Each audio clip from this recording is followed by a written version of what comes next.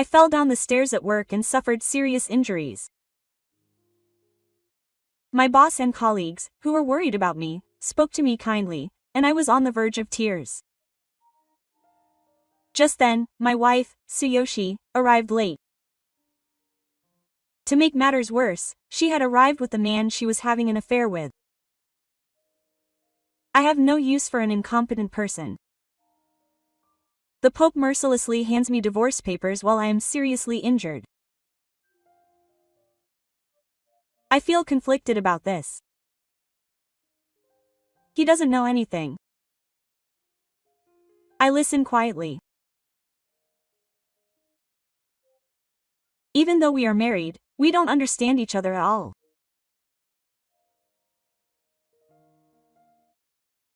My name is Ishida. I am 43 years old and have been working as a mentor at a factory in the downtown area for over 25 years. When I was in high school, most of my friends had decided to go to university, but I was the only one who decided to get a job at a factory in the downtown area right after graduating. My parents were a salaryman at a small to medium-sized company and a full-time housewife, so they seemed surprised that I had chosen to start working straight away without going on to university.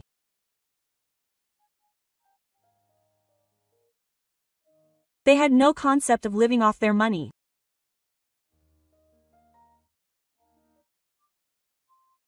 These days, it's considered shameful if you don't have a college degree, so I was told against it, but I've always been good with my hands, so I wanted to make a living as a hawker.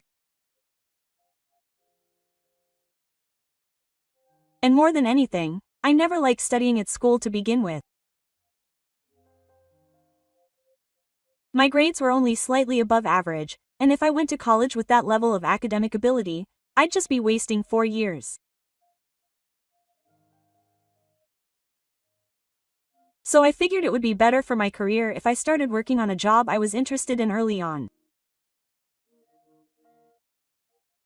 I somehow managed to convince my parents and get them to acknowledge my opinion.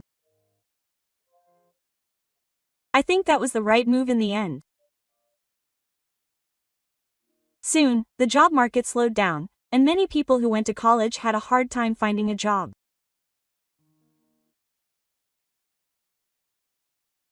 It was the beginning of a long period of recession, and even factories in the downtown area were struggling, but those with solid technology were able to survive.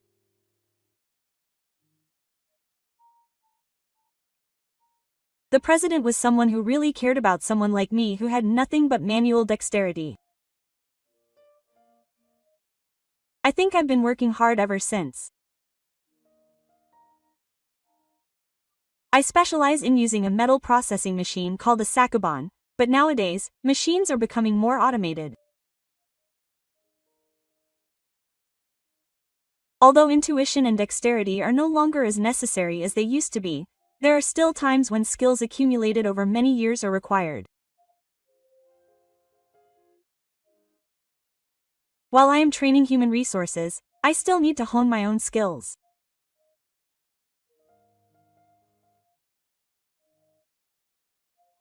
Because I have been devoting myself to my work without looking away, I have remained single for a long time. No, it is not good to blame it on work. To tell the truth, I have been a little bad with women. It has been like that since I was a child, and I think the last time I had a proper conversation with a woman was when I was in the 4th grade of elementary school. There was a girl named Rin Chan who I went to school with every day, and that was the only thing I could talk about properly.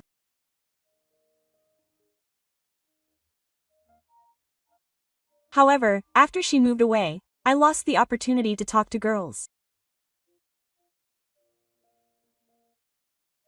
Because of my bad attitude, I couldn't bring myself to talk to women. It was fine when it came to work, but when it came to my personal life, I was completely useless. My parents and colleagues at the factory were worried about me because I had so few women.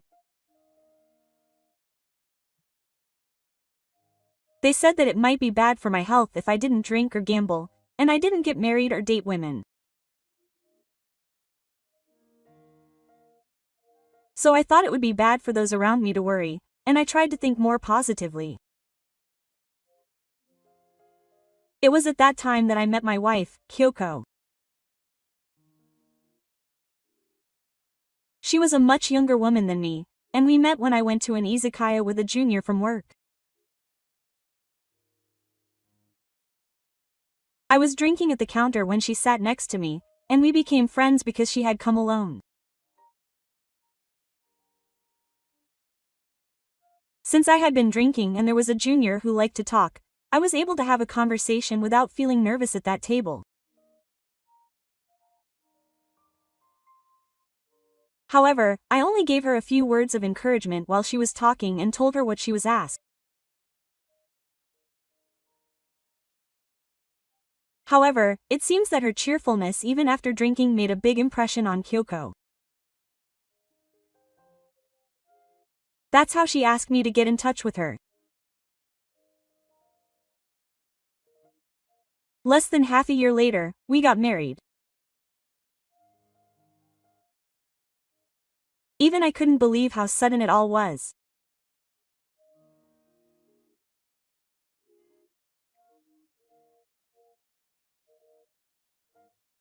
When I asked her about it, it seemed that Kyoko had always dreamed of getting married by the time she was 30. She said that she decided to get married because she met me the day before her birthday, and that she wanted to quit her current job.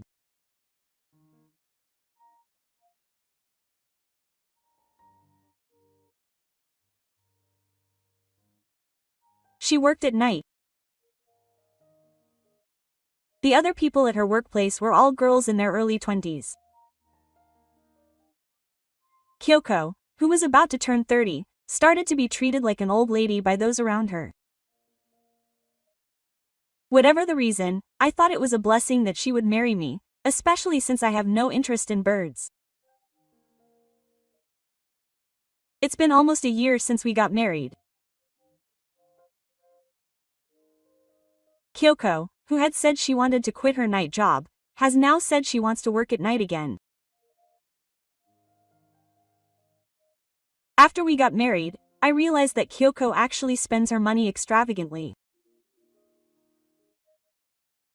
Even when she was single, she had hardly saved any money and lived a life of spending what she earned.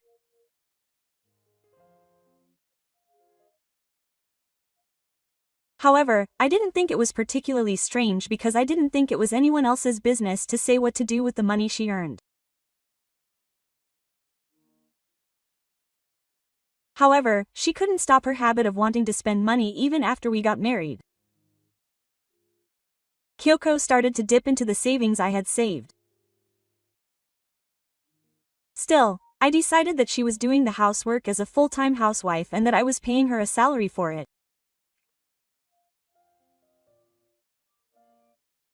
I also thought it would be no good to tell her no, so I decided to wait and see how things went until she calmed down. However, Kyoko's shopping habits escalated. Even her everyday clothes and the sandals she only wore to the neighborhood were brand names. Her appearance was so flashy that even the neighbors started talking about it. It was Yoshikawa, a colleague who lived nearby, who heard the rumor and expressed concern. Apparently, his wife was a member of the town's couples association, and she would hear such rumors right away. When I told Yoshikawa with a laugh that Kyoko was the type of person who would never let her guard down, his face clouded over even more.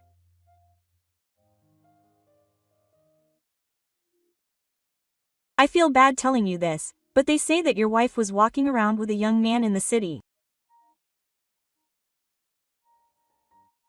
I don't suspect her, but I'm worried about you.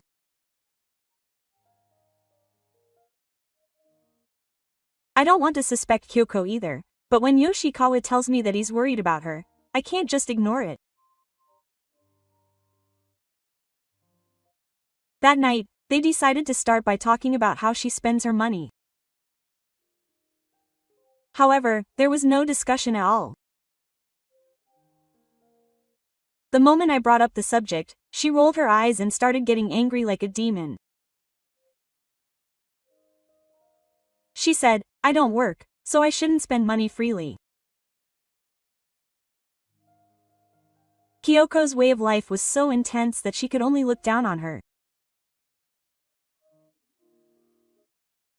She was in no condition to talk about it. In the end, being a full-time housewife was nothing more than a boring and uninteresting environment for Kyoko. Life with me, a serious and hardworking person, was far from what she had imagined. So when she told me she wanted to work at the store again at night, I couldn't say no. I believe it's her freedom to choose what kind of job she wants. I've also been moving forward with my life despite my parents' objections. I have no reason to restrict Konko's life.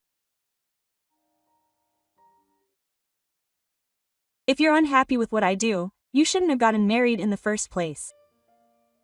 I couldn't say anything back to her when she said that. After that, I often found myself lost in thought even at work. To be honest, I didn't know how to get along with Kyoko. That's when the accident happened.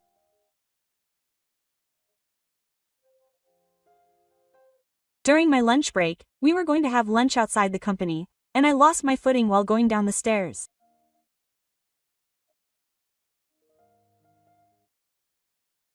I fell all the way down the stairs and lost consciousness.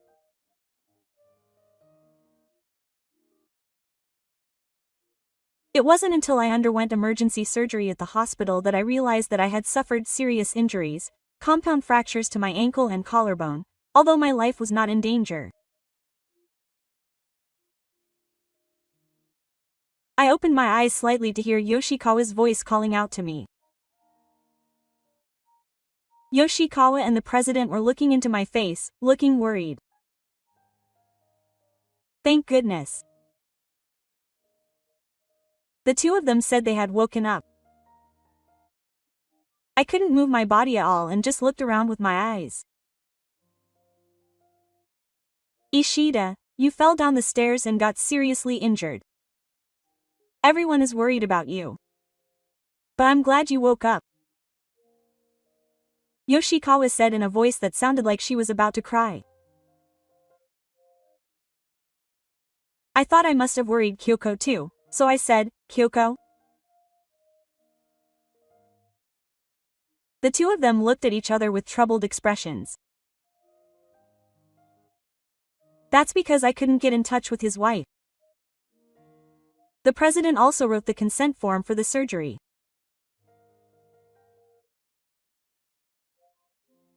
When I thanked the president, he said with a smile, "Just rest for now." That's when Kyoko suddenly appeared in the hospital room.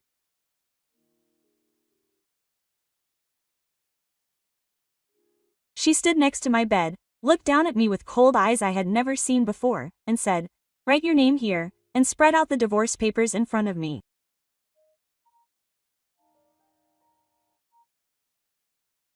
Before the training began, I wanted to tell you a little about the dream I had since I fell down the stairs.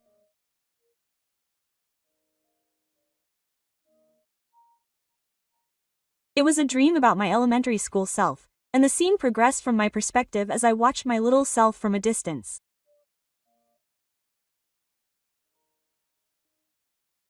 I ate breakfast at home, and headed to school with Rin, who had come to pick me up. Rin-chan was telling me, an elementary school student, about an anime she had seen the day before. It was a robot anime that was popular at the time. Rin-chan had a bit of a masculine side to her, and she preferred stories about people riding robots and fighting rather than the typical girly-oriented works that most girls like. Rin-chan was an active child who seemed to enjoy talking to anyone. I admired her for that. Then the scene changed, and Rin-chan and I were by the river at dusk. The sunlight was shining, and both of our faces looked bright red. Rin-chan was walking in front of me with an unusually sullen expression on her face, and I was slowly following behind her. As an elementary school student, I didn't understand why she had that expression. But now I understood. Rin-chan's parents were getting divorced, and she had to go with her mother.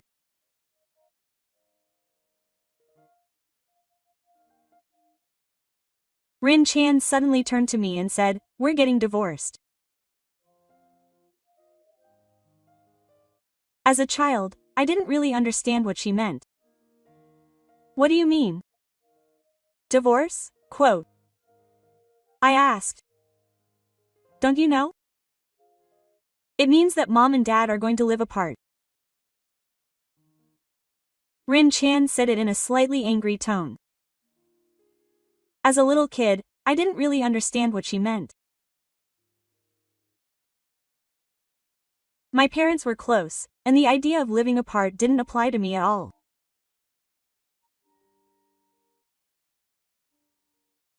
So I asked a stupid question like, "Why are we living apart?"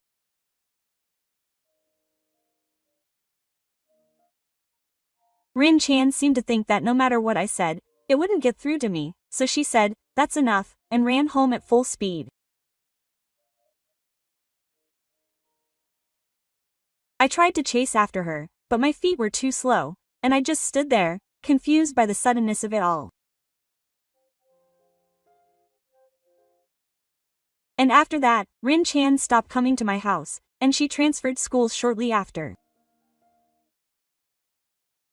I was shocked by her sudden disappearance.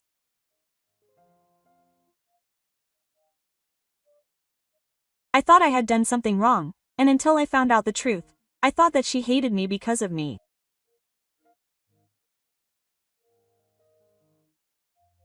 Maybe that's what I regretted and became a trauma. That's why I was afraid that Kyoko would hate me. I avoided trying to talk to her properly. Maybe that's why things turned out like this. I've known Someone I wanted to marry for a long time now. She said this and pointed at the young man standing at the entrance to the hospital room. Unlike me, he was tall and slim. He was quite a handsome man. The president and Yoshikawa were surprised and asked Kyoko what she was talking about at a time like this.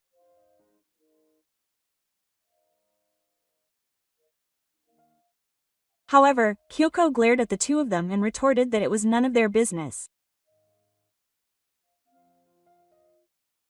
Her outburst was quite impressive.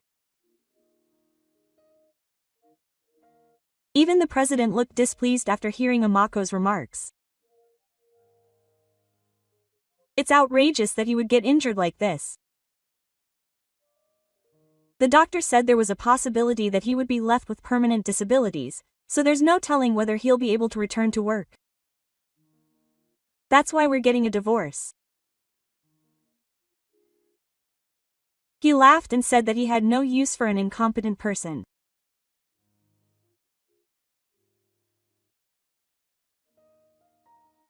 I thought to myself, she doesn't know anything about this.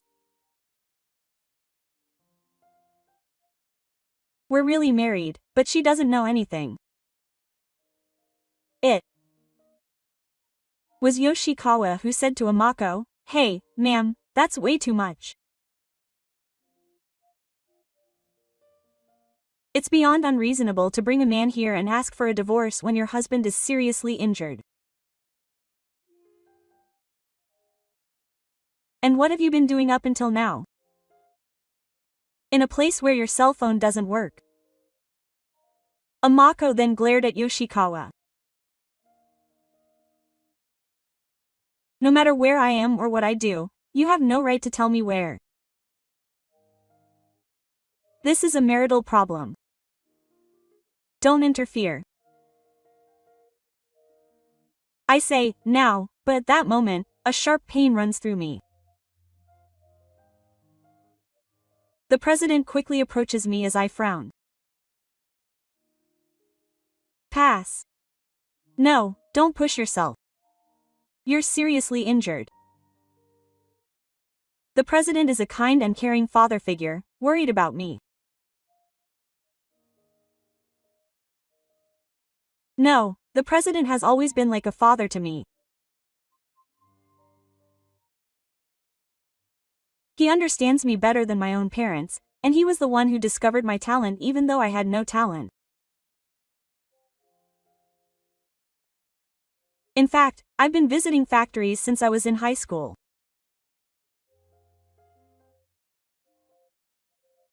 The town I lived in was close to an industrial area, and I've thought factory workers were cool since I was a child.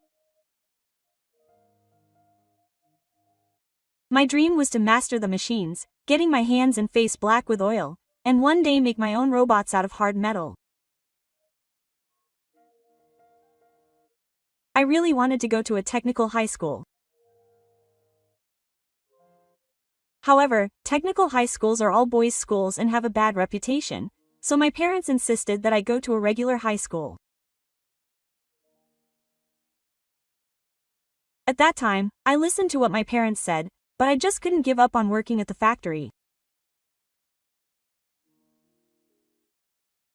I was lucky that there was a teacher who listened to my worries. There was a career counselor at my school, and when I told him about it, he offered to let me tour the factory.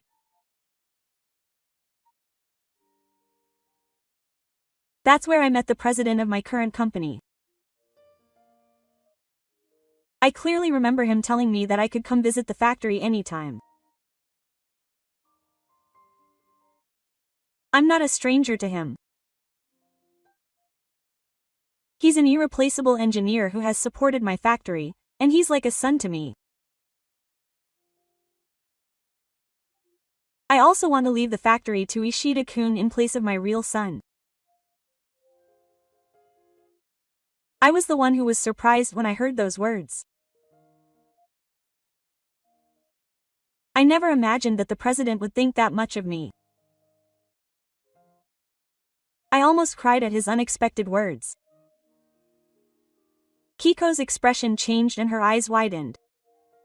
Does that mean he'll eventually become the president? Kiko's eyes suddenly sparkled. Then a young man who had been watching the whole thing through his transparent eyes entered the hospital room. He said, "Hey, hurry up and get those papers filled out," and pointed to the divorce papers. Wait, it seems there's still hope. Maybe this guy is even more amazing than I thought. I thought the end of our relationship was when our savings ran out, but it seems like there's still more to come. Hearing this, Yoshikawa confronts Tsuyoshi. What the hell are you talking about? What do you think Ishida is? He's not working to get you together. And who is that guy? Yoshikawa glares at the young man. No, it's more accurate to say he cut him in the face. Apparently, Yoshikawa was quite the thug when he was young, and was once a member of a motorcycle gang. The young man who was glared at by him says, "What the heck? You can go home now. I never intended to marry you in the first place. I just wanted a car to get around," Kyoko says to the young man. Then he spits out, "You're a piece of," to Tsuyoshi and leaves the hospital room. What a woman. Ishida, let's put our names on the divorce papers right away. That's the end of it, Yoshikawa says to me. But I don't even have the strength to hold a pen right now. I'll pass on the divorce after all. I'll give up on this. Saying that, Kiko snatched the divorce papers spread out in front of me and tore them to shreds. Quote, "What are you doing, you idiot?" she yelled. We've been through a lot, but I'll be counting on you from now on. Quote, I took them. Kiko looked at me and smiled. I smiled back at her smile. Then I said to Yoshikawa, who was standing behind me, quote, "Yoshikawa, there's an envelope in my bag over there. Can you get it?" Yoshikawa replied with a "ah," and took it out of my bag.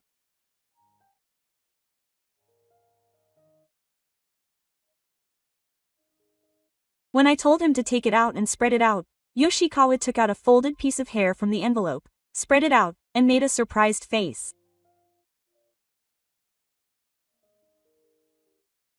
That's to be expected. What I had was the divorce papers. They were just left with Kyoko's name written on them. Quote, "What's this?" Yoshikawa said with a surprised look on his face. I've been troubled about this too. It was the first time in my life that I'd been so troubled. Because of that, I was distracted and ended up doing this carelessly. But maybe this is a good opportunity. I moved my head slightly and looked at Kyoko, who had a look on her face that said she didn't know what was happening. "Thank you for marrying me. But I'm sorry it turned out like this. I don't think I can make you happy. So let's get a divorce." Then Kyoko says, "What are you talking about? I won't get a divorce." Her face suddenly looks frightened, a stark contrast to what she looked like before. I feel like I've seen a hidden side of Kyoko that I didn't know existed. I think Kyoko was raised by a single parent and said she had a hard time when she was young. So she doesn't want to struggle in life anymore. She wants to end things as amicably as possible, so she doesn't want to get into a lawsuit where she's trying to trip each other up. If you want to claim compensation, go ahead and do it. Yoshikawa, who had been listening to me, says to me, "I'm the one who wants compensation. She's eating up our savings, she's cheating on us with other men. She's done whatever she wants. You're really an idiot, not a whole person." I laugh and say, "I guess so." But Kyoko did spend some time with me. I'm grateful for that alone, and as a result, I was able to experience marriage. Quote, "So is divorce," Yoshikawa says, looking dissatisfied. Kyoko stared at the divorce papers with a straight face. I wondered what I would do if she tore them up again, but with trembling hands she signed her name on the papers. Then she brought them to me and left the hospital room looking completely deflated. The divorce was finalized, and I braced myself for how much money Kyoko would bill me. But I waited and didn't hear from her. Yoshikawa was right. Even a lawyer would refuse such an unfavorable case. All I could do was pray that Kyoko, who had suddenly disappeared, would one day find true happiness.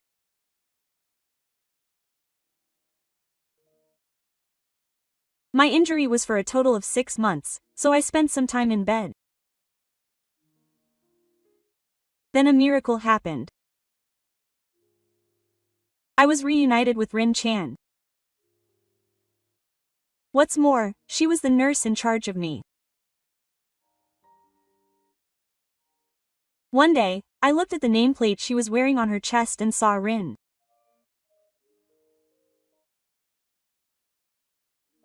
I couldn't believe it, but when I told her that I used to be friends with a girl who lived in the neighborhood, it turned out to be her. Quote. Could it be Toru-chan? She said nostalgically. Nodding, I told her about the robot anime she loved, and she certainly smiled in a familiar way. Apparently, she moved away after that, became a nurse, got married, and lived happily ever after. However, their happiness didn't last long, and they got divorced. She took her child and returned to her parents' home, and decided to work at this hospital, which she could commute to from home. I decided to tell Rin what I had always wanted to say. Oh, I'm sorry I didn't understand how you felt back then. Then Rin looked surprised, but then her gentle smile returned. I had always wanted to apologize too. I wanted to tell her that we broke up like that, and that she had asked me to write her a letter even after we were separated.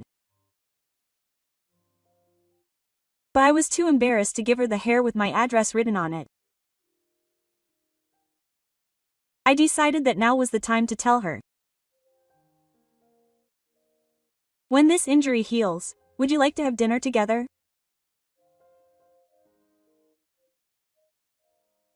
Then Rin burst out laughing and said, I have a child.